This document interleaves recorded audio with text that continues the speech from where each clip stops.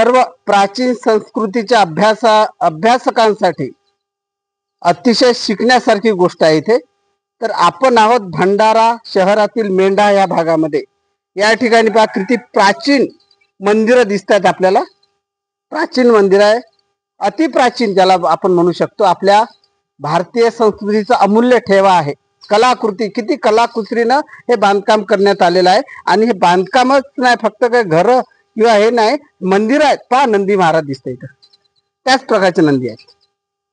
नंदी महाराजासमोर शिवलिंग आहे, पवित्र असं शिवलिंग। आणि हे शिवलिंग, ही मंदिर शेकडो वर्षापासून, हजारो वर्षापासून जशीच्या तशीच उभी आहेत। याचा अर्थ याच्यात पावित्र्य आहे। एवढे आक्रमण झाले, एवढे वादळ आले, एवढं काय काय झाले, नैसर्गिक कितीतरी आपत्ती आल्या असतील, नाही आल्याच, तरी सुद्धा याला कुठल्याही प्रकारची क्षती, हल्लं सुद्धा नाही, जसं तसं उभं आहे। तर कशा पद्धतीचं बांधलं असेल, आणि हे मला दाखवायचं आहे की आपली संस्कृती, प्राचीन संस्कृती किती महान आहे।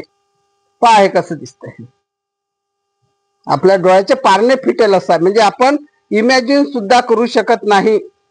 आपल्या देशातील काही पाखंडी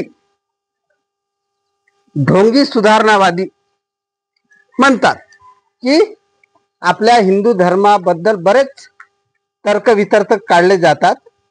त्यांना मला एवढंच सांगायचं आहे की तुम्ही असं बांधकाम करून दाखवा। आणि हे हिंदू धर्मातील, सनातन धर्मातील प्राचीन, ज्यांना देवतांनी आशीर्वाद दिले, त्यांनी हे बांधकाम केलेलं पहा।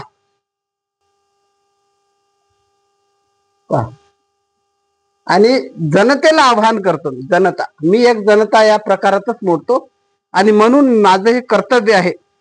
आपल्याला काही अधिकार दिलेले आहेत, तर काही कर्तव्य सुद्धा आहे, काही जबाबदाऱ्या सुद्धा आहे। त्या जबाबदाऱ्याचं सुद्धा आपण भान ठेवलं पाहिजे। आणि ही आपली राष्ट्रीय संपत्ती आहे, या संपत्तीचे जतन करणं तुमचं आमचं काम। पहा, आणि याच्यामध्ये साम्य दिसते, साम्य मी सांगणार। प्राचीन शिवलिंग आहे, ही आपली प्राचीन संस्कृती ही आहे। बाहेरून आलेल्यांनी 100-125 वर्षाच्या अगोदर बांधलं, त्याचं आपण म्हणतो ते गळत आहे आज। हे पहा, कुठेही शेकडो काय हजारो वर्षापासून काय दिसतं का इथं पाण्याचा एकतर थेंब? कसं बांधलं असेल, दिसतं? एकही नाही दिसतं काय कुठे?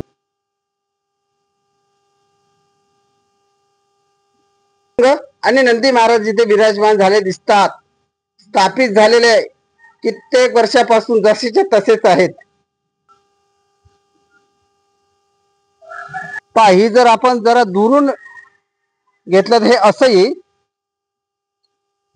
पाहते तिकडे खूप मोठे मोठे मंदिर, आणि याची जी पद्धती आहे, याची जी पद्धती पाहण्यालायक आहे। कशा पद्धतीने बांधलं, कसं बांधलं असेल, कसं एवढे मोठे अखंड शिला, त्यांनी एवढे मोठे दगड कुठून आणले असेल, कशा पद्धतीनं कापले असतील, आणि कशा पद्धतीने कोरले असतील। इथं म्हणजे हा एक आकर्षक कलाकुसरीनं, प्रचंड मेहनतच नव्हे तर श्रद्धा, आस्था आणि कलाकुसर यांचं हे एकत्रित मिश्रण आपल्याला दिसतंय। आणि हे आपल्या भंडाऱ्यात आहे, इकडे तिकडे कुठेही जंगलात पहाडात मी गेलेलो नाही, भंडाऱ्यात आहे।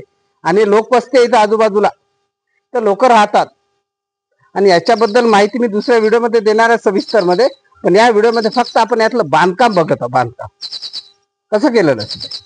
आणि महत्वाची गोष्ट म्हणजे वाखाणण्यासारखी गोष्ट अशी आहे की या मंदिराच्या आतल्या भागामध्ये एकही पाण्याचा थेंब पडलेला नाही, म्हणजे गळत नाही।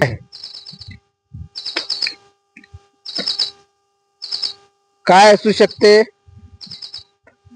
ते आपण तर्क करू शकतो। फक्त बांधणाऱ्यांनी जेव्हा हे बनवलं ना, त्यांची घनदाट झाडी असल्यामुळे जाता येत नाहीये, तरी पण आपण जेवढं शक्य तेवढं घेऊ।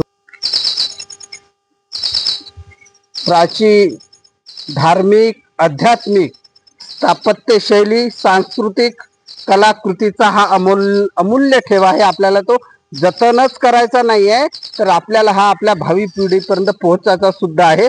कारण ही आपली धरोहर आहे, ही आहे आपली ओळख। बाहेरून आलेल्यांनी काय सांगितलं याच्यापेक्षा त्यांनी जे सांगितलं आपल्याला, ते इथूनच घेऊन सांगितलं। भारत हा सर्वांचा सांस्कृतिक कलाकृती आणि प्रत्येक बाबतीत गुरु राहिलेला आणि आजही तो गुरुच आहे. आणि आपलं गुरुत्व ह्या ह्याच्यातून दिसते. ते सर्व गुरुत्वाचे नियम वगैरे सूर्य पृथ्वी ते सर्व इथल्या संतांनी इथल्या महापुरुषांनी सांगितले आणि इथून त्यांनी मग घेतलं ते आपल्याला सांगतायत. लोकशाहीचा उद्गाता लोकशाहीचा जर कुठे जन्म झाला असेल तर माझ्या भारतात झाला आणि हे सांगत असताना मला अतिशय स्वाभिमान वाटतो.